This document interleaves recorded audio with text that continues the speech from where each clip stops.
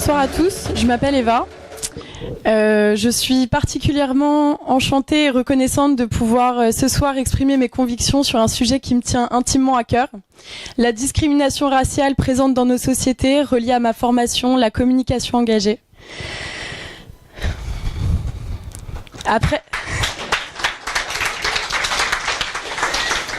le bac, et comme de nombreux étudiants, il a fallu que je me range dans une case. J'ai alors choisi celle du droit à la faculté de Nanterre. Après seulement 10 jours, quelques siestes en amphi et déjà 2 matières dans lesquelles j'étais défaillante, je décidai alors de quitter ma case. À tout juste 18 ans, il ne m'a pas fallu longtemps pour prendre mon sac à dos. Objectif, mission humanitaire, direction l'Afrique. C'est en Afrique du Sud puis en Tanzanie que je décidai de poser bagages afin de m'imprégner de cultures différentes qui ne pouvaient que m'enrichir humainement. Suite à ces longs mois de découverte, j'ai alors compris quelle était ma voie, celle de la communication engagée. Étudiant ou professeur du domaine, nous savons tous que la communication permet de transmettre un message, une idée ou un concept à un public ciblé. Grâce à des campagnes publicitaires engagées, la communication permet aujourd'hui de lutter contre cette discrimination raciale présente. Et aujourd'hui, je le dis, j'admire l'audace et le courage de certaines campagnes qui relèvent l'aspect dénonciateur de certains sujets de société. Je vous pose alors une question. Qu'est-ce qu'un bon communicant ? Un bon communicant, c'est avant tout quelqu'un qui croit avec conviction au discours qu'il tient face à son public. Et aujourd'hui, vous pouvez avoir la certitude que je suis imprégnée du sujet dont je vous parle. Merci maman.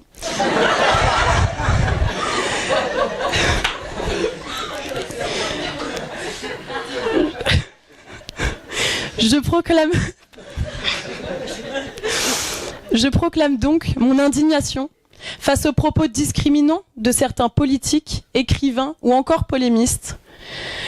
L'obsession identitaire névrotique de ces individus heurte profondément notre beau pays, ma France. Ma France a mal quand elle entend ces propos racistes et haineux, mais elle reste forte. Soudée malgré ses failles, elle fait face pour certains à un rassemblement de personnes hostiles à sa diversité qui n'est autre que sa beauté. Ma France à moi, c'est les spaghettis italiens dans nos assiettes. C'est les chants espagnols qu'on écoute en été. Le design asiatique qui décore nos salons ou encore les chiffres inventés par les Arabes. Je dirais même le rhum des Antilles qu'on sirote en terrasse. Et vous savez, j'aurais tant d'autres exemples à citer à ces autres, heurtant leur image d'une France à la peau claire qui chante dans une chorale et ne répondant qu'aux prénoms de Pierre, Corinne ou encore Jacques.